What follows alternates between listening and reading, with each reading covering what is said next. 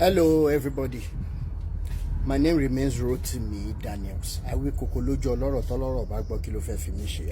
posted a video yesterday and it's gone viral beyond what I envisaged, and I want to appreciate everybody who shared, everybody who made comments, and so many comments as expected, because we are not expected to sleep and face the same direction.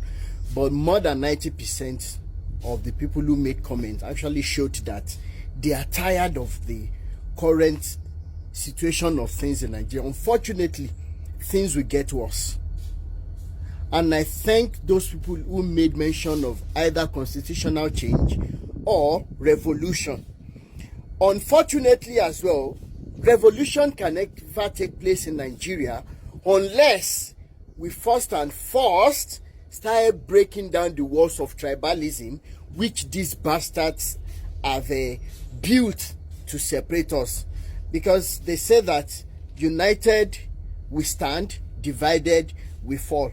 And for this video, I saw a clip on Facebook.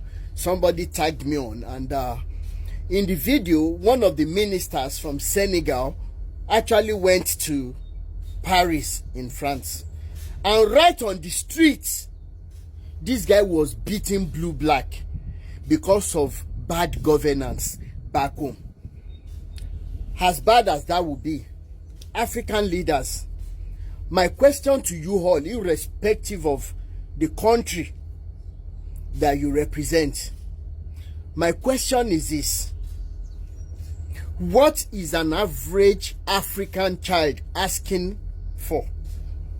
Is it too much to ask for right to live, right to better life, right to daily food, and right to safety? Is an African child in Africa asking for too much? That is number one question. Number two, you African leaders have so many organizations that you belong to. If it is not African Union, it is United Nations. If it is not United Nations, it is one stupid organization or the other. Then I stand there today to ask, what exactly is the associations? What exactly is the importance of associations we've been having with the Western world, that we can never see any change in Africa?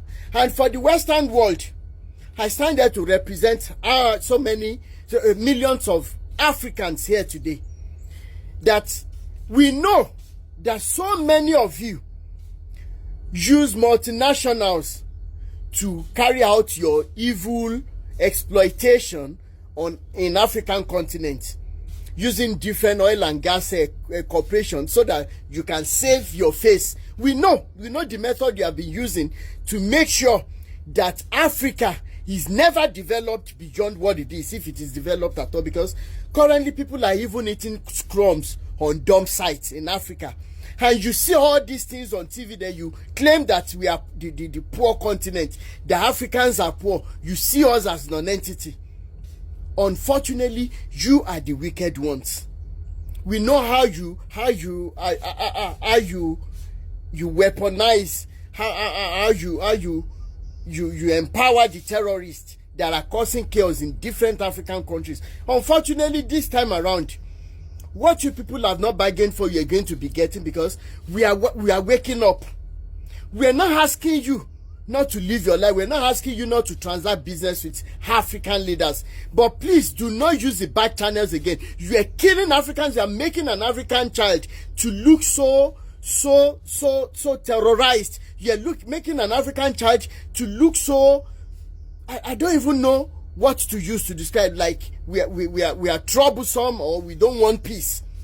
And lastly, why is it that when an African leader, irrespective of the country, has been able to embezzle the funds back home and has been able to destroy the countries through the means you people have put up to sell gold illegally, to sell oil and to sell crude oil and so many products, why is it that the Western world is always welcoming any African leader that has been used to destroy Africa instead of shutting doors against them so that they can face the penalty back home? I am asking this question. It seems nobody is asking. Why is it that African leaders, they find it so easy to travel from the country they have destroyed into the Western world? Why is it that African leaders, despite all the money that they borrow from international organizations, which of course putting Africans down when it comes to survival and standard of living, why is it that our African leaders are allowed to go for medical treatment abroad, if not because of the plan methods to make sure that African continent goes back into slavery? Look at China already in Nigeria. What is Bill Gates doing in Nigeria with the help of Dangote? And Dangote, we are coming for your news too on social media, because these stories that we keep talking, by the time we try and get our shit together, you these politicians, you are pushing, you have pushed us to the wall now. By the time we are able to organize one another, one for all for one, irrespective of the tribe and the language, we are only hoping that the uniformed men will see the way we are singing and join us in the fight that is coming, so that all our borders will be shut against international bodies and international multinationals. Enough is enough. So all these questions I've asked in this video, we need the international world, the Western world, to answer us. Why and why and why? So many questions. We cannot continue like this. Enough is enough. The son of a butcher is not depending on bone. The son of someone who sells clothing is now wearing rags. Enough is enough.